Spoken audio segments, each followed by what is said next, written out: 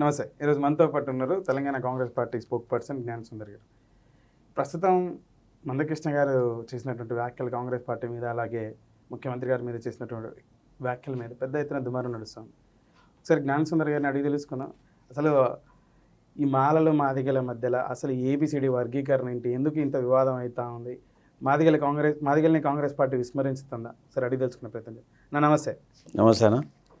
మాదిగలు ఎక్కువ ఉన్నటువంటి ప్రాంతాలలో కూడా, అంటే నియోజకవర్గాలలో కూడా మాదిగ సామాజిక వర్గానికి సంబంధించిన వ్యక్తులకి కాంగ్రెస్ పార్టీ అవకాశాలు ఇవ్వట్లే.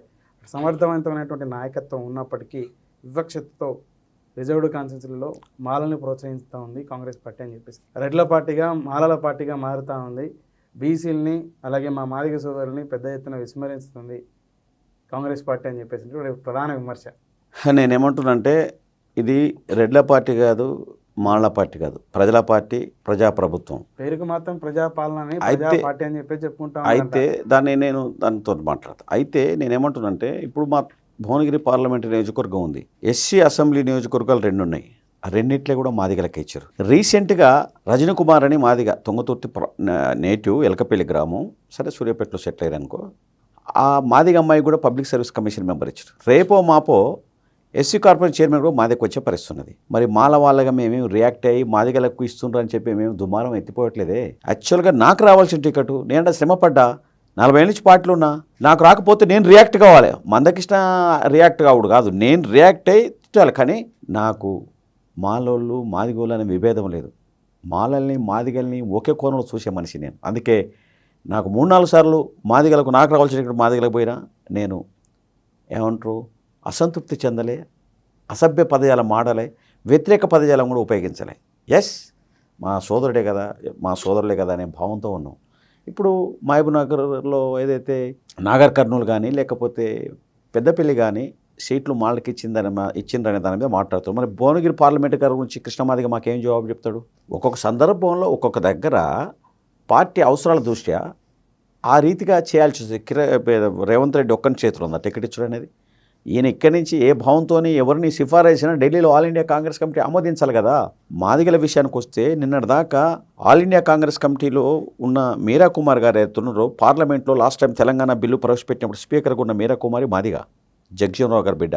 జగ్జీవన్ రావు గారు అంత పెద్ద స్థాయికి ఎదిగిందంటే కాంగ్రెస్ పార్టీ చేయబట్టి ఎదిగాడు. 2, ఆయన జగ్జీవన్ రావు గారు కాంగ్రెస్ పార్టీ కూడా సేవలు అందించాడు. 2, లక్ష్మీదేవి గారు అనంతపురం ఉండే చనిపోయింది, ఆమె సిడబ్ల్యూసీ మెంబర్ అండి 97లో. అత్యున్నతమైన కమిటీ. దామోదర్ రాయలసీమన్ ఉన్నాడు, డిప్యూటీ సీఎంగా చేసిండు కిరణ్ కుమార్ గవర్నమెంట్లో. అండ్ ఇప్పుడు అత్యున్నత కమిటీలో సిడబ్ల్యూసీలో ఉన్నాడు. రేపు కాలం కలిసి వస్తే దామోదర్ రాయలసీమన్ ముఖ్యమంత్రి కూడా కావచ్చు. కానీ మాలలు మాదిగలు అనేది ఈ విభిన్న ఏమంటారు విషపు ఆలోచన, విషపు బీజాలు నాటొద్దండి. మేము ఎన్నడూ కూడా నేనున్న ఫర్ ఎగ్జాంపుల్ నా ఎమ్మడి తిరిగే మాదిగ మిత్రులు కూడా అంటారు కదా, నువ్వు వెళ్ళి మాదిగోళ్ళ దగ్గర పోయి నేను మాలోళ్ళ దగ్గర పోయి మాలో నన్ను చెప్పుకో అన్న, నీకు ఎలక్షన్లు ఉపయోగపడద్దని అంటారు. ఈ ఎలక్షన్ కొరకు మాదిగ విషయాలు నేను మాట్లాడను, మనిషిగా మాట్లాడతా తప్ప. నా ఏమంటున్న మిత్రులు ఇది విచారణ జరిపిన బయటకు వస్తుంది తప్ప. ఇది గ్రామాల్లో ఈరోజు ఇవాళ ఒకనాడు కారంచేడులో మాదిగలను ఊచకోచకొస్తే మాలలు ముందుని పోరాటం చేశారు. ఐక్య సంఘటన ఉద్యమాలు జరిగినాయి. చుండూరులో మాలను తెగ నరికితే మాదిగల ఉద్యమం నడిపించారు. మాదిగల ఐక్య ఉద్యమాలు నడిచినాయి. ఆనాటి తెలుగుదేశం పార్టీ ప్రభుత్వాన్ని, లేకపోతే ఆనాడు అధికారంలో ఎవరుంటే వాళ్ళను గడగడలాడిచ్చారు మాదిగలు. ఇవాళ ఆ పరిస్థితి లేదు ఇలా రాష్ట్రంలో. ఎందుకంటే ఒక విభజన వచ్చింది. సరే, ఏబిసిడీల ఉద్యమం అంటావా?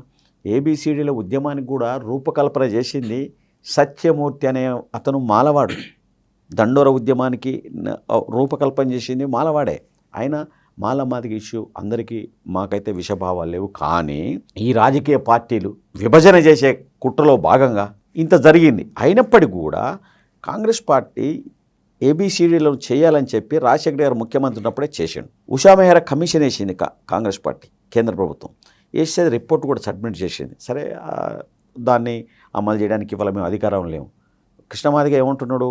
కిషన్ రెడ్డి నేను 30 ఏళ్ళ నుంచి స్నేహితులం, మోడీ గారు మనకు పెద్దన్న, మనకు ఏబిసిడీలు చేస్తారు, మనం బీజేపీకి ఓటేయాల దాంట్లో కృష్ణమాదిగని విభేదిస్తున్న తప్ప మాదిగ ఉద్యమంలో కూడా ఒక్కనాడు కూడా 30 ఏళ్ళ మాదిగ ఉద్యమంలో మానాడు ఉద్యమాల్లో ఎక్కడ కూడా కృష్ణమాదిగని కానీ మాలలో కానీ ఏమనలేదు. నేను ఒక పార్టీ నాయకుడిగా బీజేపీ అనేది మాదిగుల్ని విద్యకు, గుడికి, బడికి, వికాసానికి, సమాజానికి దూరం చేయబడిన ఆర్ఎస్ఎస్ పునాదుల మీద నిలబడ్డ పార్టీ.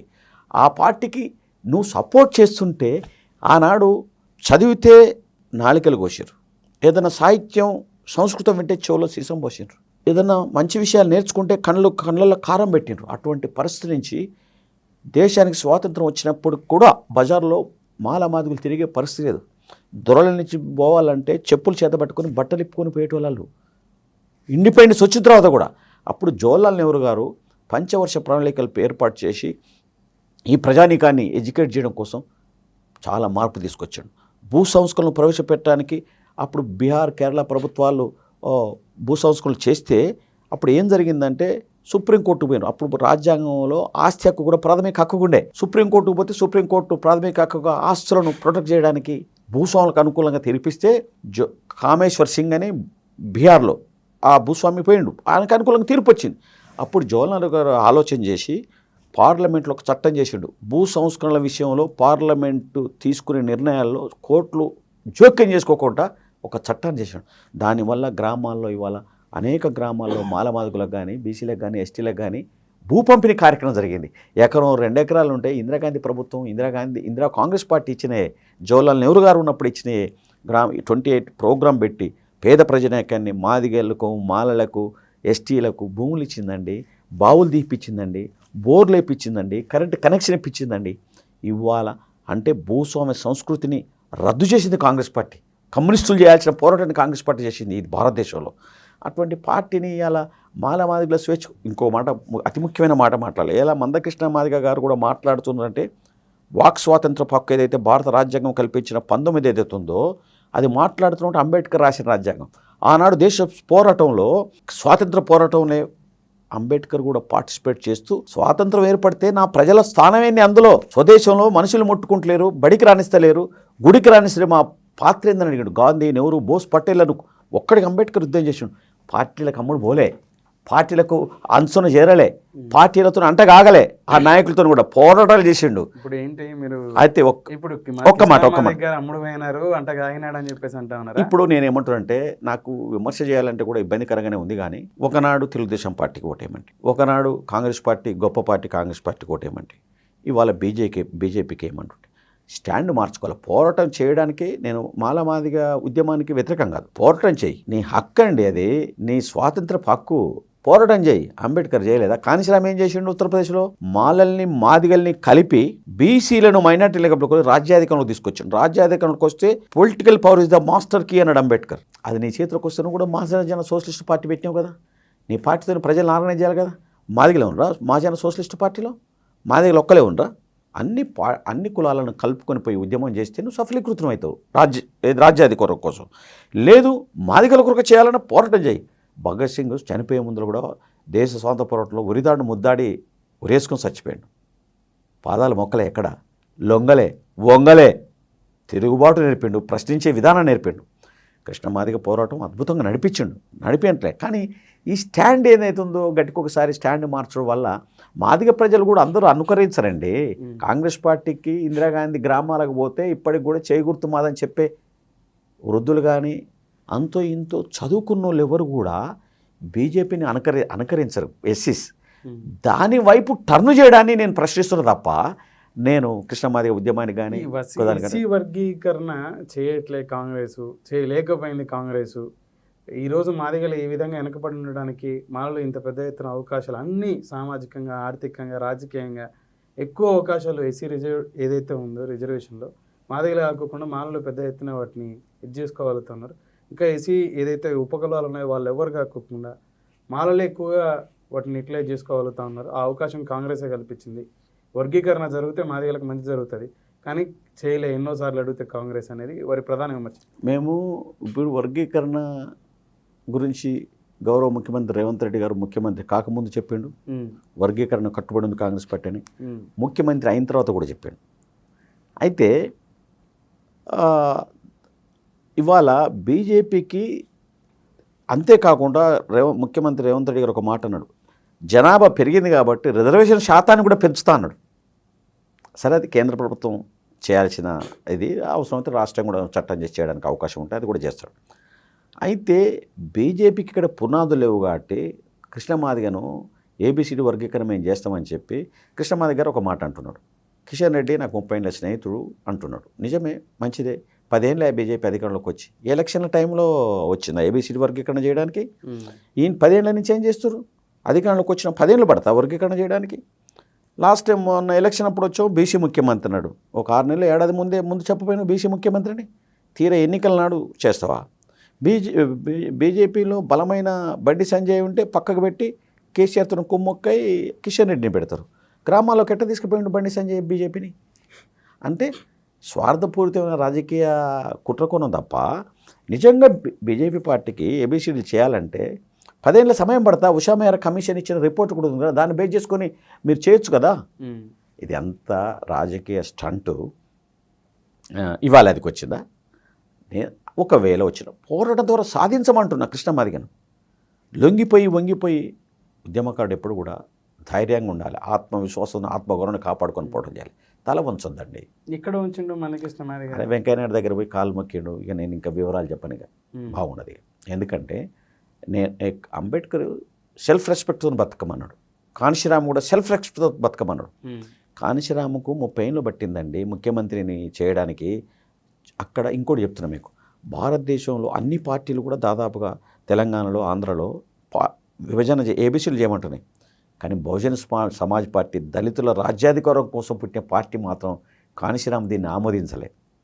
ఎందుకంటే విభజన వల్ల దళితుల శక్తి నిర్వీర్యమవుతుంది కాబట్టి కలిసిపోవాలి. కాబట్టి కాన్షీరామ్ ఎప్పుడు కృష్ణమాదిగ దగ్గరికి రానిలే. సరే, అది ఆయన పోరాటంలో న్యాయబద్ధత ఉంటే డెఫినెట్గా మా కాంగ్రెస్ పార్టీ పక్షాన్ని అయితే ఓపెన్గా ప్రకటన చేయడం జరిగింది. రాజశేఖర రెడ్డి అసెంబ్లీ తీర్మానం చేసింది కదా, ఉషా మేయర్ కమిషన్ ఇచ్చింది కదా సెంట్రల్ గవర్నమెంట్, దీన్ని అధ్యయనం చేసి రిపోర్ట్ చేయమని. దాన్ని అమలు చేసుకోవచ్చు కదా ఇప్పుడు సెంట్రల్ గవర్నమెంట్. డెఫినెట్గా కాంగ్రెస్ పార్టీ ఏబీసీడీ వర్గీకరణ కట్టుబడి ఉంది తప్పకుండా. ఇంకో మాట చెప్తున్నా, ఇవాళ కృష్ణమాదిగ గారికి కాంగ్రెస్ పార్టీ నేతలు అనేక మంది సహకారం చేశారు. రాజశేఖర గారు వారి డాటర్కి ఎంబీబీఎస్ సీట్ ఇప్పించిండు రాజమండ్రి కాలేజీలో. వాళ్ళ కొడుకుకు బట్టి విక్రమార్క సిబిఐటీలో ఇంజనీరింగ్ కాలేజ్ సీట్ ఇప్పించిండు. ఇట్లా అనేక విషయాలు ఉన్నాయి. పార్టీని కృష్ణమాదిగ బీజేపీకి ఓటేయడంలో బలహీనమైపోతాడు సమాజంలో. మాదిగ దండోర ఉద్యమం చేస్తే బలమైన నాయకుడే. సరే, అట్లా కొంతమంది మాలను విభేదించొచ్చాము. కానీ కృష్ణమాదిగ ఏబీసీడీ వర్గీకరణ మీద మాదిగల విముక్తి కోసం చేసే ఉద్యమం అవుతుందో దానివల్ల బలమైన నాయకుడు. కానీ బీజేపీకి ఓటేయమన్నదంటే బలహీనమైపోతాడు మనిషి. ఇంకో మాట చెప్తున్నా, ఇది నైతికత కూడా కాదు కదా. బీఆర్ఎస్ పార్టీలో మీరు కార్యకర్తలుగైనా నాయకులుగానే ఉండండి, కాంగ్రెస్ పార్టీలో కార్యకర్తలుగైనా నాయకులుగానే, లేదా ఇతర ఏ పార్టీలో అయినా ఉండండి, కానీ బీజేపీకి ఓటేయండి. బీజేపీ మనకు అండదండ, మోదీ గారు పెద్దన్న అని చెప్పేసి అంటా ఉన్నాడు మాదిగలకి. అంటే వాస్తవికంగా బీజేపీ మొన్న రామమందిరాన్ని ప్రారంభించేటప్పుడు రాష్ట్రపతిని ఆహ్వానం లేదా మాకు. అంటే కులము అంటూ ముట్టు ఆచారాలు పాటించేది. ఎందుకు పిలవలేదంటే రాష్ట్రపతి ప్రథమ పౌరాలను. ఆమె ఏముంటుంది, రాష్ట్రపతి అంబేద్కర్ చేయబట్టి నేను రాజ్యాంగం చేయబట్టి రాష్ట్రపతిని అయినా అని అంటుండు. ఈయన నేను చేసిన అంటుండు. ఈయన చేస్తే ఈయన గుడికి తీసుకుపోవాలిగా మనం, ఎందుకు తీసుకుపోలేదు? ఇట్లా నీకు అనేక రకాలుగా కులం కారణం చేత తీసుకోవాలి. ఎస్ విడో అని అంటే ఏదైతే ఆర్ఎస్ఎస్ భావజాలం ఉందో దాన్ని ప్రదర్శించిండ్రు. అక్కడ చర్చికి పోతే వద్దంటారు. అప్పుడు ఇందిరాగాంధీ గారు కూడా వీడియోగా ఉండి ప్రధానమంత్రిగా ఉన్న సందర్భంలో చాలా గుళ్ళని ఆమెను కూడా గుళ్ళకు రాని సందర్భాలు ఉన్నాయి. జగ్జీవన్ రావు జగ్జీవన్ రావు గారిని కూడా బహుశా ఉత్తరప్రదేశ్లో అది కాళేశ్వరం ప్రాజెక్టా లేక ఏదో ఒక ప్రాజెక్ట్ కాదు, కాళేశ్వరం టెంపులా లేక ఇంకేదో ఉంది టెంపుల్ సంథింగ్. ఒక టెంపుల్కి వెళ్తే ఉప ప్రధానంగా వెళ్తే ఆయన వెళ్ళిపోయిన తర్వాత టెంపుల్ అంతా కడుక్కున్నారు. అంటే ఆ సంస్కృతిని పెంచి పోషించి బీజేపీకి సపోర్ట్ చేయమంటుండే బాధ తప్ప మనకు కృష్ణమాదిగ గారి మీద ఒక్కనాడు నేను మాట్లాడలే, నోరిప్పలే. ఎటువైపు తీసుకుపోతున్నావు అంటే బీజేపీ ఆర్ఎస్ఎస్ ఏదైతే ఉందో వర్ణ సమాజాన్ని సపోర్ట్ చేస్తుంది. తలల నుంచి బ్రాహ్మణుడు పుట్టిండని, భుజాల నుంచి క్షత్రియుడు పుట్టిండని, తొడల నుంచి శూద్రుడు పుట్టిండని, పాదాల నుంచి అస్పృశ్యుడు పుట్టిండని చెప్పి వర్ణాశ్రమ ధర్మాన్ని బీజేపీ ఆర్ఎస్ఎస్ పునాదుల మీద ఉన్న బీజేపీ పాటిస్తుంది. దాని విషయంలో సపోర్ట్ చేస్తున్నందుకు బాధ తప్ప మాకేం కోపం ఉండే ఆయన మీద, నథింగ్. నేను అంటున్నా కృష్ణమాదిగకు, నేను మీ స్టూడియో ద్వారా చెప్తున్నా, కృష్ణమాదిగ గారు ఏబిసిడి పోర్టల్ చేసింది సరే, ఆయన ఆయన సిద్ధాంతపరమైన పోరాటం, ఆయన ఆ పర్యాలు వెనకబడునని పోరాటం చేసిండు. ఓకే, ఎక్కడనన్నా జ్ఞానాన్ని బోధించేందుకు సమావేశాలు పెట్టిండ్రా? విద్యార్జన ద్వారానే మానసిక శక్తి ఎదుగుతుంది, మనిషి ఎదుగుతాడు, జ్ఞానం ద్వారానే మనిషి వికసిస్తాడు అనే అంశం మీద కనుక వాళ్ళని మోటివేట్ చేస్తే డాక్టర్ అంబేద్కర్ అన్నాడు, ఎడ్యుకేట్, యాజిటేట్, ఆర్గనైజ్ అన్నాడు. మనోడు ఎడ్యుకేషన్ పెట్టి యాజిటేషన్ వైపు పడ్డాడు. అసలు విద్య కావాలి మనిషికి. డాక్టర్ అంబేద్కర్ ఈ దేశంలో గుడికి రానియకుండా బడికి రానియకుండా భారతదేశానికి రాజ్యాంగం రాయాల్సిన పరిస్థితులు ఎందుకు ఏర్పడ్డాయి? కషితోని చదువుకొని ఏ సమాజం అయితే గుడికి బడికి రాలేదు ఆ సమాజానికి రాజ్యాంగం రాసే పరిస్థితి వచ్చింది. అప్పుడు కాంగ్రెస్ పార్టీ, నెహ్రూ, గాంధీ ఈ దేశంలో రాజ్యాంగం రాయాలంటే అంబేద్కర్ను ఆశ్రయించాల్సిన పరిస్థితి కాంగ్రెస్ పార్టీకి ఏర్పడింది. ఆ కాంగ్రెస్ పార్టీ రాజ్యాంగం అంబేద్కర్ ద్వారా రాయించడం వల్ల రిజర్వేషన్ సిస్టమ్ పెట్టగలిగిండు. ఎస్సీలకు కానీ, బీసీలకు కానీ, ఎస్సీలకు కానీ. ఏదైతే తలక్రిందులుగా ఉన్న ఈ సమాజాన్ని ఇట్లా చేయడానికి డాక్టర్ అంబేద్కర్ రాజ్యాంగంలో పేద ప్రజానీకానికి, అస్పృశ్యులకు, బీసీలకు హక్కులు ఇచ్చిండు.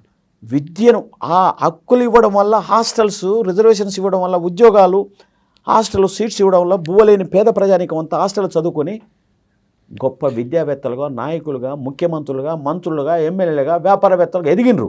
మాదిగ కృష్ణమాదిగ కూడా నేను చెప్తున్నా, నువ్వు హైదరాబాద్ నగరంలో ప్రభుత్వాలతో కొట్లాడి ఒక 50 ఎకరాలను అవుట్స్కట్స్లో కానీ ఇంకేమైనా తీసుకొని గ్రూప్ 1కు, గ్రూప్కు ప్రిపేర్ అయ్యేటోళ్ళకు ఒక హాస్టల్ లాగా ఏర్పాటు చేస్తే నీకు డబ్బు ఇస్తుంది సమాజం. అనేక ఆశ్రమాలు నడుస్తూ ఉన్నాయి. వాళ్ళను గ్రూప్ 1, గ్రూప్ 2 ఆఫీసర్లుగా ప్రిపేర్ చేయి, వాళ్ళకి విద్యను బోధించు. వాళ్ళని రోడ్ల మీద తిప్పితే, చదువులు సంస్కరణలు పెట్టి రోడ్ల మీద తిప్పితే ఎవరు ఎదిగే పరిస్థితి లేకుండా అయిపోయింది. విద్యకు చాలామంది దూరమైనరు.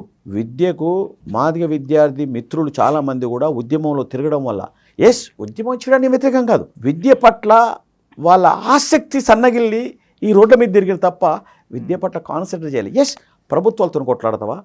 నీవు మాదిగ ప్రజల్నే మన పిల్లలు ఎదగాల్సిన అవసరం ఉంది, వాళ్ళ మనసు ఎదిగితే, వాళ్ళు విద్యను ఆర్జిస్తే, వాళ్ళ కాలాన్ని జ్ఞానంగా మార్పు చేయడం కోసం ఉద్యమాలు చేస్తే, వాళ్ళ జ్ఞానాన్ని ధనార్జన కోసం వెచ్చించడానికి ఉపయోగిస్తే జ్ఞానం పెరుగుతుంది, ధనం ఆటోమేటిక్గా వాళ్ళ దగ్గరకు వస్తుంది. సరే, ఏబీసీ ద్వారానే సక్సెస్ అయ్యేదనే అంశానికంటే కూడా అది 30 ఏళ్లలో మరి ఆర్థికంగా వారితో పాటు నడిచినటువంటి మాదిగ సోదరులకు అవకాశం కల్పించలే అంటే నేను అంటున్నా. ఇప్పుడు సొంకపాక దేవయ్య అని ఒక మిత్రుడు ఉండు, పాపం కృష్ణమాదిగను హైదరాబాద్లో మొట్టమొదట షెల్టర్ ఇచ్చింది ఆయనే. సొంకపాక దేవయ్య మొదట కృష్ణమాదిగ గారికి సరే షెల్టర్ ఇచ్చిండు. నిన్న మొన్ననే మాట్లాడినామన్నీ ఇవన్నీ నేను రిపీట్ చేస్తే బాధ అయిద్దేమో. అతను చనిపోతే ఆయన కుటుంబం దగ్గరికి పోలేదండి. ఫస్ట్ షెల్టర్ ఇచ్చింది అతను మాదిగా ఈ కృష్ణమాదిగ గారి సహచరుడే. ఇట్లాంటి అనేక విషయాలు ఉన్నాయి. సరే, వ్యక్తిగత విషయాల్లోకి పోకుండా సమాజంలో పెద్ద ఎత్తున భాగస్వామి అయినటువంటి తనకు సంబంధించిన ప్రతి చర్య సమాజానికి సంబంధించిన అంశం. అందుకే నేనేమంటున్నా అంటే, అందుకే రియాక్ట్ అయినా, బీజేపీకి ఓటేయమని అందుకే రియాక్ట్ అయినా. ఇవాళ కాంగ్రెస్ పార్టీ మాదిగలకి ఎన్ని అవకాశాలు ఇచ్చిందండి? అసలు నీకు ఈ రాష్ట్రంలో మొన్నటిదాకా కిరణ్ కుమార్ గారి క్యాబినెట్లో దామోదర నరసింహన్ అయితే డిప్యూటీ సీఎంగా చేసిండు కదా. నంద్యాల ఎన్నిసార్లు ఎంపిక చేసిండండి? ఒక 7 సార్లు ఏమో చేసిండు. కాంగ్రెస్ పార్టీ కదా. నీకు లక్ష్మీదేవి గారు సిడబ్ల్యూసీ మెంబర్గా పనిచేసింది కదా. తర్వాత సర్వే సత్యనారాయణ జనరల్ స్థానం మల్కాజ్గిరిలో 2 సార్లు ఎంపీ చేసింది కాంగ్రెస్ పార్టీ, మంత్రిని చేసింది సెంట్రల్ మినిస్టర్. కృష్ణమాదిగ గారి ఆరోపణలు సత్యం లేదు. ఏదో బీజేపీ మ్యారేజ్ చేసి, నేనేమంటున్నా, కృష్ణమాదిగ నువ్వు బీజేపీ ముఖ్యమంత్రిగా ప్రకటించమను, మాదిగల్ని అప్పుడు మాలల్ని కూడా ఓటేయండి సోదరులారా, నేను బీజేపీ నన్ను ముఖ్యమంత్రి చేస్తుందంటే నీ మాటను గౌరవిస్తారేమో మాదిగలు, మాలలు. కానీ నువ్వు ఎవరికో ఓటేయమంటే వాడు ఎందుకు ఇస్తాడా? ఎవరి పార్టీ ఉంది. ఇప్పుడు నువ్వు పోటీ చేస్తే నీకు ఓటేయలేదు, నువ్వు చేస్తే ఇంకో పార్టీ ఓటేస్తారా? మదిరల మాదిగలు ఎక్కువ తెలంగాణలో అని చెప్పి పోటీ చేస్తే డిపాజిట్ పోయిందండి. వర్ధనపేటలో మాదిగలు ఎక్కువ నా తర్వాత అని చెప్పి పోటీ చేస్తే అడుగు డిపాజిట్ పోయింది. నీకు ఓటేయమంటేనే మాదిగ ప్రజలు నీకు ఓటేయలే, నువ్వు ఇంకో పార్టీకి ఓటేయమంటే ఉక్కు మహిళగా పిలువబడిన ఇందిరాగాంధీ ఓడిపోయిందండి. ఈ తెలుగు రాష్ట్రంలో పెద్ద ఎత్తున ఖ్యాతిని గడించినటువంటి రాజకీయ విప్లవం 9 నెలల్లో అధికారంలోకి తీసుకొచ్చాడు తెలుగుదేశాన్ని. భారతదేశ చరిత్రని ఒక గొప్ప అధ్యాయాన్ని లెక్కించినటువంటి రామారావు కల్వకుర్తిలో మీ కాంగ్రెస్ పార్టీ అభ్యర్థి చిత్తరంజన్ దాస్లో ఓడిపోవడం జరిగింది. గెలుపోవటంలో ప్రాధాన్యం అంటే నేనేమంటున్నానంటే, నువ్వు ఒక పార్టీకి ఓటేయమంటున్నందుకు నేను చెప్తున్నా, నీకే ఓటే పార్టీ నుంచి మంచి జరుగుతుంది జాతికి అని చెప్పేసి అంటే ఇంపాసిబుల్ అండి. నేను బీజేపీ అనేది పచ్చగడిలో ఉన్న పసిరికపాము, అది ఎస్సీలను ఎప్పుడు కాటేస్తో తెలియదు. అది భారత రాజ్యాంగాన్ని మార్చాలంటారు. ఈ 10 ఏళ్లలో భారత రాజ్యాంగాన్ని మారుస్తాం. 2014 నుంచి 24లో ఎస్సీ అది మాలలు కానీ మాదిగలకు కానీ జరిగిన మంచి ఏంటి చెడు ఏంటి అంటే జ్ఞానసుందర్ గారు ఏం చెప్తారు? బీజేపీ పరిపాలనలో జరిగిన మంచి చెడు నేనేమంటున్నా, వాళ్ళు చేసిన మంచి లేదు. ఎందుకంటే వాస్తవికంగా మంచి అంటే పెద్దగా పెట్టమంటున్నా మోడీని. తెలంగాణలో ఇప్పుడైతే సరే రేపు ఆయన అధికారంలోకి వచ్చేది లేదు, డెఫినెట్గా వస్తుంది. అయితే నేనేమంటున్నానంటే ఇప్పుడు కూడా కృష్ణమాదిగ కానీ లేకపోతే ముఖ్యంగా కృష్ణమాదిగకి ఇచ్చే సలహా ఏంటంటే, ఒక దగ్గర స్థలాన్ని తీసుకొని గ్రూప్ 1 గ్రూప్ 2 ప్రిపేర్ అయ్యే మాదిగ విద్యార్థి సోదరులను వాళ్ళని విద్యాపరంగా ఎడ్యుకేట్ చేసి వాళ్ళ స్థాయిని అలా ఆత్మవిశ్వాసాన్ని ఆత్మగౌరవాన్ని పెంచాలి సమాజంలో. ఈ సరే ఏబిసిడ్లు అయితే కొన్ని ఉద్యోగాలు పెరుగుతుండొచ్చు, వస్తే రావచ్చు, కానీ ఓవరాల్గా తీసుకోవాలి. ఏబిసిడి అని కాదు. ఇప్పుడు హాస్టల్స్ ఎందుకు పెట్టరు? ఎస్సీస్కి ఎందుకు పెట్టరు? పేద ప్రజలకు బువ్వ కూడా ఉండదు ఇంటికాడ అని చెప్పి ఈ మాదిగలకు మానవులకు హాస్టల్ పెట్టరు. ఇప్పుడు బీసీలకు కూడా పెట్టారు, ఎస్టీలకు కూడా పెట్టారు. ఎందుకు పెడతారు హాస్టల్ అంటే వాళ్ళ ఆర్థిక పరిస్థితులు బలహీన ఉంటాయి కాబట్టి. రేపు డిగ్రీ పాస్ అయిన వాళ్ళందరినీ ఉద్యోగాలు సంపాదించడానికి ఇప్పుడు ఏదైతే ఈ ఎడ్యుకేషన్ ఇన్స్టిట్యూషన్స్ ఉన్నాయిగా, group 1 coaching centre, group 2 coaching centres అని ఉన్నాయిగా, ఐఏఎస్ సివిల్ సర్వీసెస్ అవి ఏర్పాటు చేయవా మాదిగ సమాజానికి. దానివల్ల లాభం జరుగుతుంది. నీకు మాలోడు కూడా డబ్బిస్తాడు, మాలోడు కూడా ఆర్థికంగా ఉన్నోడు కూడా డబ్బిస్తాడు. అరే కృష్ణమాదిగ మంచి ప్రాజెక్టు మొదలుపెట్టిండు, మాదిగ విద్యార్థుల్ని వాళ్ళను విద్యావంతులు చేసి ఒక ఐఏఎస్ ఆఫీసర్గా ఐపీఎస్ ఆఫీసర్గా గ్రూప్ 1 ఆఫీసర్గా తీర్చిదిద్దడానికి ప్రయత్నం చేస్తుండు, ఇది ఒక గొప్ప ప్రాజెక్టు పెట్టుకుంటే సమాజం నుంచి డబ్బిస్తుందండి. నీకు ఇలా రోడ్ల మీద పడి మనము ఉద్యమం కోసం వసూలు చేస్తా ఉన్నాం, దాన్ని చేస్తే అభినందిస్తుంది సొసైటీ. కృష్ణమాదిగ వసూలు చేస్తాడు అలా అంటే సరే గది ఉద్యమం అన్నీ కూడా చిల్లర విమర్శలు చేస్తా ఉన్నారు మందకృష్ణ గారి మీద అని చెప్పేసి వారు ఈరోజు ప్రెస్ మీట్ పెట్టి మరి అంటే చెప్పాడు. మీరు కానీ ఇటీవల మాట్లాడినటువంటి సంపత్ కుమార్ ఎవరైతే ఆర్కటనలు సీట్ ఆశించాడు, ఎంపీ సీటు, అదే మాదిగ సామాజిక వర్గానికి సంబంధించిన వ్యక్తితో రేవంత్ రెడ్డి గారు తిట్టిపిచ్చా ఉన్నాడు, మీలాంటిలో చేత అని చెప్పేసి ఒకరు చెప్పితే తిట్టే మనిషి అయితే కాదు నేను. మీరే కాదు, ఈరోజు ఎవరైతే మందకృష్ణ గారిని మారి గారిని విమర్శిస్తూ ఉన్నారో వాళ్ళంతా కూడా రేవంత్ రెడ్డి గారి ఆధ్వర్యంలో జరుగుతున్నాయి. రేవంత్ రెడ్డి గారిని నేను కనీసం కూడా కలవలేదు. అంటే మీరు నమ్మండి, ఆయన సీఎం అయిన తర్వాత ఒక్కసారి కాంగ్రెస్ పార్టీ మీటింగ్లో కలిసిన, మళ్ళీ ఎన్నడూ కూడా నేను కలవలే. ఇవేదో నాకేమైనా పదవి అని కూడా నేను పోయి కలవలే. కృష్ణమాదిగ గారు చేసే ఆరోపణ తప్పు, రేవంత్ రెడ్డి గారు చేపించేది కాదు. ఇవాళ ఎవరు అంటే నేను బీజేపీలు చేపిస్తున్నట్టే కదా, మమ్మల్ని రేవంత్ రెడ్డి చేపిస్తే నిజంగా నేను అంబేద్కర్ని బాగా బిలీవ్ చేస్తా, అంబేద్కర్ సాక్షి చెప్తున్నా, నా అంతరాత్మ ప్రబోధం మేరకు చెప్తున్నా, రేవంత్ రెడ్డి గారు చేపించిన అబద్ధం. నేను అంటే 30 ఏళ్ళ నుంచి రియాక్ట్గా నేను ఇలా కావడానికి కేవలం బీజేపీకి ఓటేమన్నదికి రియాక్ట్ అయితే తప్ప అది ఎవరైతే విమర్శిస్తానో వాళ్ళంతా కూడా రేవంత్ రెడ్డి వాళ్ళు కూడా ఇప్పుడు కాంగ్రెస్ పార్టీలో ఉన్నారు కాబట్టి ఎవరిని పార్టీని వాడు ప్రొటెక్ట్ చేసుకోవాలి. కృష్ణమాదిగని వ్యక్తిగతంగా సంపద కావచ్చు వాళ్ళంతా గౌరవిస్తారేమో, కానీ పార్టీ విషయానికి వచ్చినప్పుడు ఎవరిని పార్టీకి గొడికింది వాడు వెళ్ళిపోతాడు. ఇది నిజం జరుగుతున్న సత్యం కూడా కదా. మరి ఏ ధైర్యంతో తను ఏ విశ్వాసంతో కాంగ్రెస్ పార్టీని కూలదోచా మాదిగల జోలికి వచ్చేవా రేవంత్ రెడ్డి అని చెప్పేసి? మాదిగలంతా కూడా కృష్ణమాదిగ వెనకాల లేరు. ఉంటే కృష్ణమాదిగ గెలుస్తాడు కదా, కృష్ణమాదిగ అభ్యర్థులు పెట్టి గెలిపించగలుగుతాడు కదా. మాదిగలు మెజార్టీ జనాభా, మాదిగలు ఒక క్యాండిడేట్ను పెట్టగలిగే బీసీలను మైనార్టీలను హెల్ప్ తీసుకుంటే మాదిగలే గెలుస్తారు కదా. కృష్ణమాదిగ చెప్పితే మాదిగలు ప్రభుత్వాన్ని కూల్చేందుకు సిద్ధంగా లేరు. నేనండి ఎవరంతకు వానికి వ్యక్తిగతంగా వానికి పార్టీ ఉంటుంది, నిర్మాణం ఉంటుంది, చదువుకున్న ఉన్నారు, రాజకీయ అనుభవం ఉన్న వాళ్ళు ఉన్నారు. ఏదో ఆయన చెప్తే గౌరవిస్తారు వ్యక్తి, నేను కూడా గౌరవిస్తాను, 200% గౌరవిస్తా. కృష్ణమాదిగని నేను వ్యక్తిగతంగా గౌరవిస్తాను. పార్టీ విషయానికి వస్తే నేనే రియాక్ట్ అయినని చెప్తున్నాను కదా మీకు. సంపత్ కుమార్ కూడా అంతే. నో, అట్లా ఏదో రేవంత్ రెడ్డి గారు చెప్తే చేసినది కాదు, మా పార్టీని మేము ప్రొటెక్ట్ చేసుకోవాలి కదా. మీరు మాదిగ గారి వెంట మాదిగలు లేరని చెప్పేసి అంటున్నారు. రేపు చూద్దరు పార్లమెంట్ ఎన్నికల్లో మాదిగ సామాజిక వర్గం ఉన్న చోట్ల కాంగ్రెస్ పార్టీకి డిపాజిట్లు ఉర్రవు. ఉదాహరణకి రేపు నాగర్ కర్నూలు మాదిగ సోదరునికి కాకుండా మాలకు ఇచ్చారు కదా, మా సోదరుడు మరో పార్టీ నుంచి పోటీ చేసిండగా పరిస్థితులు ఏ విధంగా ఉంటాయో చూద్దరు అని చెప్పేసినటువంటి ఒక విమర్శ వస్తుంది. కులం పునాది మీదనే ఎన్నికల్లో ఓట్లు ఇచ్చేటట్టయితే కేసీఆర్ ముఖ్యమంత్రి కాడు ఈ రాష్ట్రానికి. 2% కూడా లేదు వెలమ కమ్యూనిటీ, వాళ్ళ అభ్యర్థులే గెలవద్దు. ఒక బీసీ పెడితే అభ్యర్థి గెలవాలి. కేసీఆర్ మీద కూడా సరే మొన్న ఏదో ఆడ సమ్ రెడ్డి గెలిచినది ఒక భాగం, కానీ అంటే 2 పర్యాలు అయితే కేసీఆర్ ముఖ్యమంత్రి అయింది కదా, వెలమల రాజ్యాన్ని చేశారు కదా. యాక్చువల్గా నిజంగా సీరియస్గా కాళేశ్వరం పాలసీ కనుక కృష్ణమాదిగ అవలంబిస్తే ఆనాడు కాళేశ్వరం ఆలోచన కనుక అందుకొని ఆయన పనిచేస్తే ఈ రాష్ట్రంలో ముఖ్యమంత్రి అవుతుండే ఎవరు కృష్ణమాదిగ. అంటే గాడి తెప్పింది ఉద్యమం కానీ ఆయన కానీ కావడం వల్ల వీక్ అయిపోయింది. ఆయన అనుకుంటుండు ప్రజలు మీటింగ్కి వస్తే చాలా శక్తివంతులని కాదు. ఇప్పుడు కులం పేరు మీద ఆర్గనైజ్ చేస్తే ఎవరి వెనకాలనే జనం శక్తివంతుడు కాకపోతే మరి బీజేపీ ఎందుకు వారికి అంత పెద్ద ప్రాధాన్యత అంటే వాళ్ళకి అసలు పునాది లేదు కాబట్టి ఈ కులాన్ని కాంగ్రెస్ పార్టీ నెగ్లెక్ట్ చేస్తూనే నినాదాన్ని రెచ్చగొట్టి కృష్ణమాదిగని దగ్గర తీసుకుని ఏబీసీడీ చేస్తామని చెప్పి అనే ఒకటే అన్న నేను మీరు ఎదుర్కోలేక కృష్ణమాదిగ గారి వ్యక్తిత్వం మీద మాట్లాడే ప్రయత్నం చేశారు మీరు మీ నాయకులని. తన ఇంట్లో ఉన్న వ్యక్తులకు ఏం చేయలేదని చెప్పేసి తన కుటుంబ సభ్యులకు సంబంధించిన అంశాలు మాట్లాడుకుంటారు. ఇప్పుడే నేను అన్నా కదా మీతోని వ్యక్తిగతంగా ఈ విషయాలు ఊరికే మాట్లాడితే బాగుండదు. అంటే కృష్ణమాదిగ వ్యక్తి కాదు, సమాజంలో ఒక ముఖ్యమైన వ్యక్తి కాబట్టి ఆయన మాట్లాడే ప్రతి మాట సమాజంలో వర్తిస్తారని మీరే చెప్పారు కదా. మళ్ళీ మీరు వ్యక్తిగతంగా మాట్లాడి నన్ను అడిగితే ఎట్లా? నేను మాట్లాడితే కాదు, మీరు ఈరోజు పెద్ద ఎత్తున టార్గెట్ చేసి మీరు మీ పార్టీకి సంబంధించినటువంటి నాయకులు వారిని వ్యతిరేకిస్తున్నారు. సమాజానికి సంబంధించిన అంశాలు కాకుండా కుటుంబానికి సంబంధించిన అంశాలను కూడా అని చెప్పేసి అంటే నేనేమంటున్నా అంటే మాట్లాడకపోదును కానీ ఊరికే మాదిగలు మాలలు అంటూ ఉంటే మాలలు ఆయనకు సర్వీస్ చేసిన వాళ్ళు కూడా ఉన్నారు. వ్యక్తిగతంగా ఊరికే మాల మీద ఇసుకపడవద్దు కృష్ణమాదిగ. మాదిగల హక్కుల కోసం సరే నీ పోరాటాన్ని నువ్వు చెయ్యి, కానీ అరే కాదయ్యా మా దగ్గర మాకు మాలలకు అన్యాయం జరిగింది మా జిల్లాలో మాట్లాడినావు నువ్వు. మా జిల్లాలో ఇప్పటికి 4 పోస్టులు మాదిగలకు ఇచ్చారు, మా కాన్స్టిట్యున్సీలనే 3 ఇచ్చారు. మాట్లాడినావా?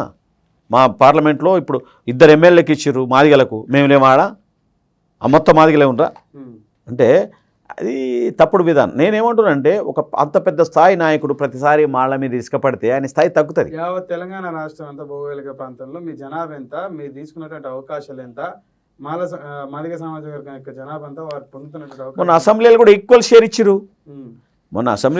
ఈక్వల్ షేర్ ఇచ్చారు. ఎవరికి మాలా మాదిగకు. అట్లా ఏం లేదు. పార్టీ కొన్నిసార్లు అవసరాల దృష్ట్యా కొన్ని నిర్ణయాలు తీసుకున్నప్పుడు మేము కట్టుబడి ఉండాలి తప్ప ఎస్ ఒకవేళ ఏదైనా నిర్మాణాత్మకమైన సూచనలు కృష్ణమాదిగ కాంగ్రెస్ పార్టీ ప్రభుత్వం చేస్తే డెఫినెట్ స్వీకరిస్తాం. కానీ ఒక పార్టీకి అనుకూలంగా మరో పార్టీకి వ్యతిరేకంగా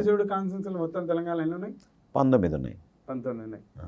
19లో మాలలు తీసుకున్నటువంటి ఈక్వల్ షేర్ వచ్చింది కదా, ఇంచుమించు ఒకటి అటు ఇటుగా కానీ అన్ని చోట్ల దాదాపు. అందుకని మా దగ్గర 2 ఇచ్చారు.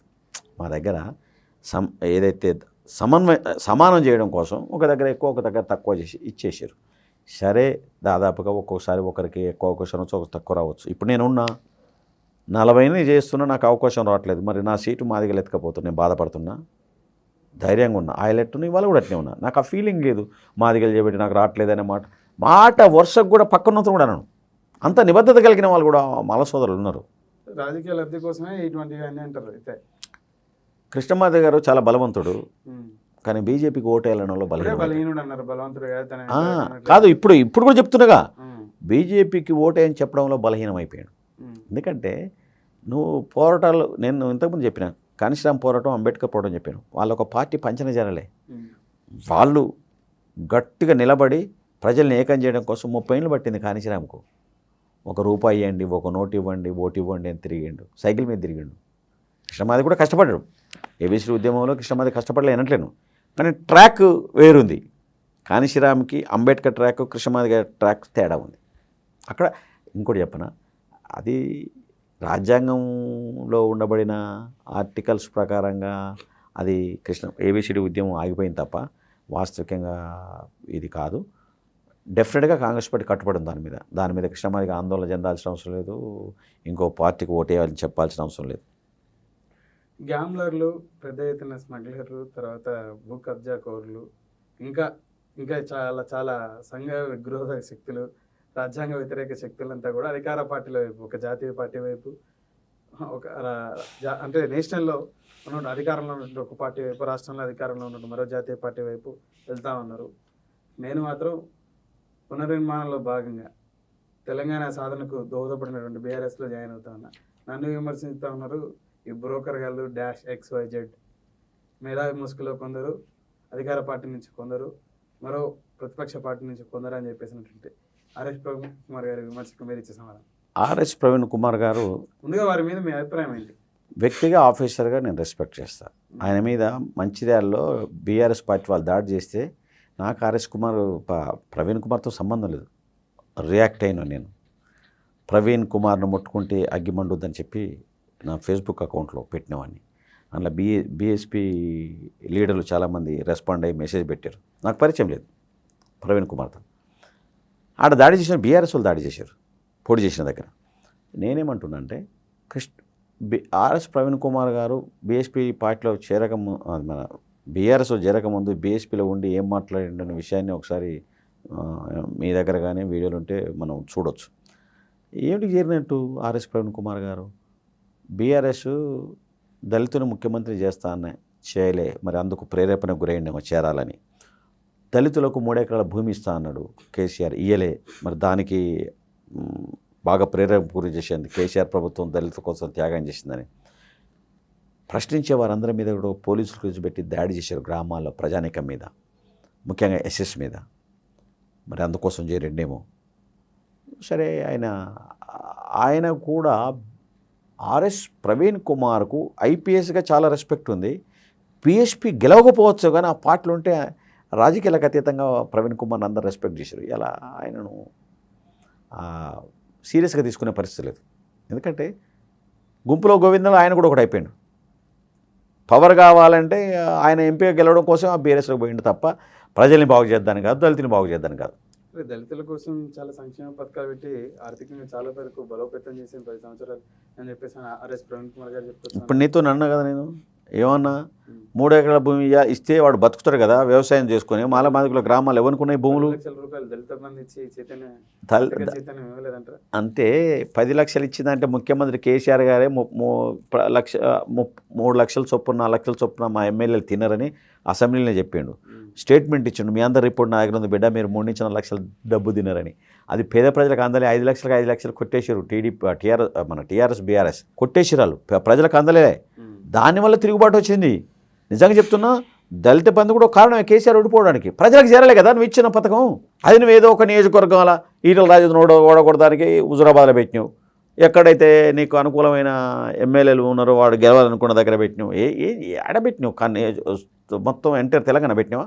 కేసీఆర్ గారు ఇప్పుడు ప్రవీణ్ కుమార్ గారు, నేను మీ మీడియా ద్వారా అడుగుతున్నా, ఇవాళ నీటి ప్రాజెక్టుల మీద విపరీతం దోపిడీ జరిగింది. ప్రతి నీటి ప్రాజెక్టు కూడా దాన్ని ఏమంటారు, ఎస్టిమేషన్స్ పెంచడం, డిజైన్ మార్చడం.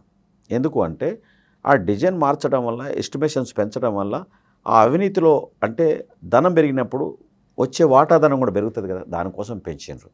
ఇవాళ మనము నిజంగా చెప్పాలంటే ఇంత దోపిడీ ప్రభుత్వం ఎప్పుడు జరగలే గతంలో. 100 రోజులనే మీరు పెద్ద ఎత్తున దోపిడీ ఇచ్చినారని మీ మీద విమర్శలు చేసుడు వేరు, నిరూపణ అవుతుందిగా. ఇలా కాలేజ్ ఆర్థిక ఉగ్రవాదం అంతా తీసుకుంటా ఉన్నారు. చాలా తప్పుడు ఆరోపణ. ఇప్పుడు తప్పుడు ఆరోపణ మీరు మొన్నటి వరకు ప్రతిపక్ష పార్టీ ఉండి అధికార పార్టీలో ఉన్న నాయకుల మీద చేసినటువంటి ఇప్పుడు మీకు వాళ్ళే మీ దగ్గరకు వచ్చారు. ఇవాళ నాగేందర్, పట్నం మహేందర్ రెడ్డి గారు, ఈరోజు మీ పార్టీలో ఎవరైతే జాయిన్ అవుతా ఉన్నారో వాళ్ళంతా ఇప్పుడు సరే. ఇప్పుడు నేనేమంటానంటే విచారణ జరుగుతూ ఉంది. మేము అవినీతి చేస్తున్నామా, వాళ్ళ అవినీతి ఒక్కటి మాత్రం ఖచ్చితంగా చెప్పగలుగుతాం. రేవంత్ రెడ్డి గారి ప్రభుత్వానికి ఏదైనా మనం సూచన చేస్తే మార్పులు చేసుకోవడానికి అవకాశం ఉంది. ఒక నిజంగా తప్పిదాలు జరిగితే నిజాయితీ విషయంలో చాలా చిత్తశుద్ధిగా ఉంది ఆ గవర్నమెంట్. అధికారులు అంటే వాళ్ళు ఉచ్చబోసుకునే పరిస్థితి ఉంది. ఎక్కడైనా 1-6 తప్పు జరిగితే కూడా దృష్టికి వస్తే వాడు ఇంటికి పోవాల్సిందే. నీకు వచ్చిన ఉదాహరణ చెప్తా. ఒకప్పుడు పోలీసు వాళ్ళు ప్రజల మీద కేసులు పెట్టేది. కాంగ్రెస్ పార్టీ ప్రభుత్వంలో పోలీసుల మీద పోలీసులు కేసు పెట్టి అరెస్ట్ చేసే పరిస్థితి కాంగ్రెస్ పార్టీ గవర్నమెంట్ స్టార్ట్ అయింది. ఉదాహరణకు నేను చెప్తున్నా, అదొకటి. రెండోది, ప్రజాభవన్ దగ్గర ఒక కార్ యాక్సిడెంట్లో వాడిని తప్పియడానికి ఒక ఎమ్మెల్యే కొడుకుని మాజీ ఎమ్మెల్యే కొడుకుని తప్పియడానికి ప్రయత్నం చేస్తే అతని మీద కేసు పెట్టడం జరిగింది. సిఐ మీద ఒక సిఐని పోలీస్ కేసు పెట్టి అరెస్ట్ చేశారు. ఆ సిఐకి సహకరించిందనే ఉద్దేశం మీద మరొక సిఐ మీద కేసు పెట్టారు. ఎప్పుడైనా పోలీసు వాళ్ళ మీద కేసు పెట్టిరా? నోరులోని పేద ప్రజల మీద కేసులు పెట్టారు టీఆర్ఎస్ ప్రభుత్వంలో. ఇవాళ అధికారులు ఇంటికి పోతుండ్రు. ఎవడన్నా మెసిలితే ఈ విషయంలో మాత్రం నేను రేవంత్ రెడ్డి ప్రభుత్వాన్ని అభినందించాల్సిందే. నేను కాదు, ప్రతి ఒక్కడు. ఎందుకంటే అవినీతి జరగకుండా చిత్తశుద్ధితో పాలన మాత్రం జరుగుతుంది. ఇంత గొప్పగా చెప్పుకోవచ్చు అన్నారు. మహబూబాద్ ఎవరైతే ఇప్పుడు ఎమ్మెల్యే ఉన్నారో, వారు మన ఎన్నిక అయిన తర్వాత అక్కడ ఉన్నటువంటి రిజిస్టర్ తస్లీం అహ్మద్ సామాజిక స్పృహ కలిగినటువంటి తనని అక్కడ భూ వాల్యూలు, భూమి యొక్క విలువలు చాలా పెద్ద ఎత్తున పెరగడం జరిగింది జిల్లా వేసిన తర్వాత. కొన్ని రిజిస్ట్రేషన్స్కి సహకరించమని చెప్పేసి అని తాను ఎమ్మెల్యే అయిన తర్వాత 1-2 సార్లు పిలిపించే ప్రయత్నం చేసి వెళ్ళకపోతే కక్ష కట్టి అక్కడ రిజిస్టర్ ఆఫీస్ దగ్గర ఎవరో తీసుకునే లంచాన్ని తాను తీసుకున్నట్టు చిత్రీకరించి బదనాం చేసే ప్రయత్నం చేస్తున్నారు. పెద్ద ఎత్తున అవినీతికి పాల్పడుతున్న ప్రభుత్వం ఏంటంటే ఈ 100 రోజులనే కాంగ్రెస్ అని చెప్పేసి అంటున్నారు. అది నా నోటీస్కి అయితే రాలేదు వాస్తవికంగా. ఎవరు ఎమ్మెల్యే చేయించున్నా ఇది ఎవరి మీద? అక్కడ రిజిస్టార్ మీదనా? అది కనుక నిజంగా ముఖ్యమంత్రి నోటీస్కి వస్తే ఎమ్మెల్యేది కూడా ఇబ్బందికరమైన అవుతూ ఉంటుంది. ఈ విషయంలో బాయ్ సాబ్ నేను Murali Nayak I think MLA అక్కడ ఉంటే అది ముఖ్యమంత్రి గారు నోటీస్కి వస్తే మాత్రం సహించడండి. చాలా సిన్సియర్గా జరుగుతుంది. ఇలా మంత్రులంతా ఎక్స్పర్ట్స్ ఉన్నారు. ఉత్తమ్ కొండ గారు, బట్టి విక్రమార్క, శ్రీధర్ బాబు, పొన్నం ప్రభాకర్, సీతక్క, వీళ్ళంతా చాలా hard work, day and night. ఎందుకు హార్డ్ వర్క్ చేస్తుంటారంటే ఆర్థిక సంక్షోభానికి నెట్టి ప్రభుత్వం చేతికిచ్చారు. ఏదో 1,00,000 కోట్లు ఏమో అప్పైనాయి అనుకుంటే సుమారు 7 లక్షల కోట్ల రూపాయలు అప్పు అయిపోయింది. అప్పుడు ప్రభుత్వానికి వ్యతిరేకంగా రాత్రులు గడిపిన రేవంత్ రెడ్డి ప్రభుత్వాన్ని కాంగ్రెస్ పార్టీ తీసుకురావడం, ఇలా ప్రభుత్వం వచ్చినాక ప్రగతి పనులు నడపడానికి ధన సమీకరణలో కూడా అంటే ఆ అప్పుల ఇలా కాళేశ్వరం ప్రాజెక్టు మీద జరిగిన పెట్టుబడికి వడ్డీ 50 కోట్లు కట్టాల్సి వస్తుంది. ఇప్పుడు ఫుడ్ కార్పొరేషన్ దాని మీద కూడా సుమారుగా దానికి కూడా 18,000 కోట్లు ఏమో కట్టాల్సి వస్తుంది. తర్వాత ఇట్లా నీటి ప్రాజెక్టుల మీద తెచ్చిన అప్పులు అవుతున్నాయో ఆ అప్పులకు వడ్డీలు కట్టడానికే వీళ్ళకు మతిపోతుంది. ప్రభుత్వం నడపాలంటే వాళ్ళు అంత మేధోమదనం చేస్తేనే ప్రభుత్వం ముందుకు పోయే పరిస్థితి తప్ప ఆ అప్పులు చూస్తే వేరే టోళ్ళు ప్రభుత్వంలో ఉంటే మాత్రం ఆ ప్రభుత్వంలో ఆత్మహత్య చేసుకోవాలి, లేదా ఆ ముఖ్యమంత్రిని ఆత్మహత్య చేసుకోవాలి. ఏది ఆ అప్పు చూసినప్పుడు బెదిరిపోయే పరిస్థితి. ఏ రోజు భోజనానికి ఆ రోజు ప్రపంచ బ్యాంక్ దగ్గర అప్పు తెచ్చుకోవాల్సిన పరిస్థితి ఏర్పడేటట్టు ఇచ్చిపోయినారు. కాబట్టి నేను ఒకటి మాత్రం చెప్పగలుగుతా బాస్, రేవంత్ రెడ్డి కానీ కాంగ్రెస్ పార్టీ మంత్రులకు కానీ మరో 5 ఏళ్ళు కూడా ప్రభుత్వంలో మేమే ఉండాలనే సంకల్పం ఉంది. కాబట్టి చాలా నిజాయితీగా చిత్తశుద్ధి చేస్తున్నాం. డబ్బు కలెక్షన్ అయితే లేదు. ఆఫీసులలో కూడా అధికారులకు భయం ఉంది. ముఖ్యమంత్రి నోటీస్ కనుక వస్తే మాత్రం డెఫినెట్ యాక్షన్ అయిద్దండి. నీకు చిన్న ఉదాహరణ చెప్తా. వాళ్ళ బ్రదర్ పోతుంటే ఒక ఎస్ఐ కాన్వాయ్ పెడితే ఆయన వీడియోలు వచ్చినాయి. ఏమంటే చూసి ఎస్ఐని సస్పెండ్ చేపించి పెట్టాడు. మరి కేసీఆర్ ప్రభుత్వం అట్టుందా? కవిత కేసు కాడు, కవిత ఓడిపోతే ఎంపీ, ఓడిపోతే ఎమ్మెల్సీ, మందులు ఇచ్చే సంతోష్ కుమార్కు ఎంపీ అంటే వాళ్ళ కుటుంబంలోనే పదవులు ఇవ్వడం. ఇప్పుడు శ్రీకాంతాచారి లాంటి తల్లికి చనిపోతూ తెలంగాణ ఉద్యమానికి వెళ్తున్నందించి కురవృత్తిలా కరిగి కాలి మరణించే ముందు కూడా జై తెలంగాణని మరణించాడు. తెలంగాణ ఉద్యమానికి ఊపిరి పోసాడు. వాళ్ళ అమ్మకు చిన్న పదవి ఇద్దానే నీ బిడ్డకు పదవి ఇస్తే ఆడిపోయింది. ఇలా మన లిక్కర్ సరే ఇప్పుడు అరెస్ట్ చేయడాన్ని నేను కూడా విభేదిస్తున్నా. కానీ ఆధారాలు తెలుస్తాయి కదా. మనం ఇప్పుడు ఎలక్షన్ టైంలో అరెస్ట్ చేయడాన్ని, కేజ్రీవాల్ కానీ కవిత కానీ అరెస్ట్ చేయడాన్ని నేను కూడా ఖండిస్తున్నా. Congress party, all India Congress party కూడా ఖండించింది. కానీ ఇది సమయం కాదు. ఒకవేళ నిజంగా నేరంలో వాళ్ళు పాల్గొన్నా అరెస్ట్ చేయడానికి ఇది సమయం కాదని నా అభిప్రాయం. అంటే ఆధారాలు ఇవాళ దొరికినాయి ఆధారాలు ఇవాళ దొరికినాయి ఆధారాలు. ఇప్పుడు వాళ్ళు ఎలక్షన్ కొరకు ఆ ఈడీని, సిబిఐని వీళ్ళంతా మోడీ పాకెట్గా వాడుకొని ఎక్కడ అవసరం ఉంటే ఎక్కడన్నా బీజేపీ ప్రభుత్వాల మీద దాడులు జరిగినాయా? బీజేపీ ప్రభుత్వం మంత్రులు, ముఖ్యమంత్రులు ఎవరు అవినీతిలో పాల్గొనకుంటున్నాడా? ఇది బీజేపీ ఒకటే దేశంలో బలమైన శక్తిగా ఒకే పార్టీ ఉండాలనే తరహాలో మోడీ ప్రయత్నం చేస్తాడు. మోడీ చెప్పేదానికి చేసేదానికి చాలా తేడా ఉంది. కేటీఆర్ గారి ప్రధాన విమర్శ ఏంటంటే రేపు పార్లమెంట్ ఎన్నికలు అయిన తర్వాత మరో షిండే అవుతాడు రేవంత్ రెడ్డి అని చెప్పేసి. అది కాంగ్రెస్ పార్టీ కూలిపోతుంది, బీజేపీ పార్టీ ఇక్కడ గవర్నమెంట్ ఫామ్ చేశాను. ఎప్పుడు దాన్ని ఊతమించుకుంటా మన ఇటీవల మోదీ గారి సభను అడ్రస్ చేసి మాట్లాడితే లక్ష్మణ్ గారు కూడా రేపు పార్లమెంట్ ఎన్నికల ద్వారా డబుల్ ఇంజిన్ సర్కారు తెలంగాణ రాష్ట్రంలో ఉంటుంది అని చెప్పేసి అన్నారు. అది జరిగే పని కాదు. తెలంగాణలో మోడీ కనుక ప్రయత్నం చేస్తే ఆయన షిండే రేవంత్ రెడ్డి గారా అట్లా అయ్యే సమస్య లేదు. ఇవాళ భారతదేశంలో కాంగ్రెస్ పార్టీని ఇట్లా బలోపేతం చేయాలనే దాని మీద ఆలోచన చేసే వ్యక్తుల్లో రేవంత్ రెడ్డి గారు ఒకడు. ఇంత కష్టపడి కాంగ్రెస్ పార్టీని తెచ్చి షిండేగా మారతాడా? నథింగ్. పోరాటం చేసి ఇప్పుడు నీకు పోరాటం చేసి విజయం సాధిస్తాం తప్ప షిండేగా మారేది ఎక్కడదండి? ఆయన కాంగ్రెస్ పార్టీ నిర్మాణంలో ఇలా సోనియా గాంధీ కాంగ్రెస్ పార్టీ కుటుంబంలో రేవంత్ రెడ్డి ఒకటికి మారిపోయింది. పార్టీ మా భారతదేశంలో నిర్మాణంలో ఏం చేయాలనే దాని మీద ఈయనతో కూడా డిస్కస్ చేసే పరిస్థితి ఏర్పడ్డది. అటువంటి వాడు ఈ బెదిరింపులకు అదిరింపులకు భయపడి షిండేగా మారుతున్నది చాలా ఓటుకునే కేసు మళ్ళీ చేయనియండి. చట్టం ఏం చెప్తే దాని ప్రకారం ఉందాము. చట్టం ఇప్పుడు న్యాయ వ్యవస్థ ఏం తీర్పిస్తో చూద్దాం, వెయిట్ చేద్దాం. కవిత గారిని జైలుకి వెళ్ళమని చెప్పేసి అంటే వెళ్ళడానికి సిద్ధమా మీ సీఎం? ఎవరు కవిత గారిని జైలుకి వెళ్ళమని చెప్పేసినటువంటి కోర్టు ఏవైతే తీర్పులు ఉన్నాయో సహజంగా కోర్టు తీర్పులు అయితే మనం కాదనలేం కదా. అత్యున్నత న్యాయస్థానం సుప్రీంకోర్టు ఏదైనా జడ్జిమెంట్ ఇస్తే మనం కాదనలేం కదా. కాబట్టి వాస్తవాలను చూసి పరిశీలన చేసి కోర్టు నిర్ణయం తీసుకుంటుంది. మరి షిండే అయితే రేవంత్ రెడ్డి గారు అంటారు 100% కాడు. చివరిగా రేపు జరగబోయేటువంటి పార్లమెంట్ ఎన్నికలు కాంగ్రెస్ పార్టీ ఎన్ని స్థానాలు ఇవ్వచ్చు? మా ముఖ్యమంత్రి గారు చెప్పినట్టు రాష్ట్రంలో మేజర్ స్థానాలు 14 స్థానాలు కాంగ్రెస్ పార్టీ గెలిచేందుకు అవకాశాలు ఎక్కువ ఉన్నాయి. ఏదో బీజేపీ కళ్ళగంతుంది, టీఆర్ఎస్ అయిపోయింది అని పని, మేమే ఉంటాం, మాకు కాంగ్రెస్ పార్టీకి పోటీ జరుగుతుందని అనుకుంటాం. తెలంగాణలో బీజేపీ వచ్చే పరిస్థితి లేదు. బీజేపీ రాదు. బీజేపీని తెలంగాణలో అవునన్నా కాదన్నా కొంత మార్క్సిజం మావోయిస్టు ఆలోచన విధానంలో పనిచేసిన ప్రజలు ఉన్నారు. ఆ భావజాలం మనం చనిపోయింది అనుకుంటున్నాం. గ్రామాల్లో సామాన్య ప్రజానీకంలో కొంచెం విప్లవపూరితమైన అభిప్రాయాలు ఉన్నాయి. బీజేపీ మాత్రం రాదు. నేను నమ్ముతున్నా. సరే చూద్దాం. బీజేపీ వచ్చేదా, మీరు అన్నట్టు కాంగ్రెస్ వచ్చేదా, లేకపోతే కథం అని చెప్పేసి అంటున్నటువంటి బీఆర్ఎస్ ఈ మేరకు బలం ఉందని చెప్పి బీఆర్ఎస్ కూడా ఛాన్స్ లేదు. కాంగ్రెస్ పార్టీ మేజర్ స్థానాలు గెలుస్తుంది. అదే చూద్దాం. మీరు అంటే బీఆర్ఎస్ నుంచి వచ్చినటువంటి వ్యక్తులకు అవకాశాలు ఇవ్వడం జరుగుతుంది. నిన్న వరకు మీకు సహకరించినటువంటి సామాజిక ఉద్యమకారులు కానీ, యువత కానీ, లేకపోతే కాంగ్రెస్ పార్టీ కార్యకర్తలు కానీ ఏ మేరకు సహకరించి గెలిపించారని చెప్పేసి పార్లమెంట్ ఎన్నికలు. చూద్దామన్న మరో నెల 2 నెలలు ఉంటే తెలిసిపోతుందిగా. అప్పుడు వద్దాం మళ్ళీ మీ స్టూడియోకు.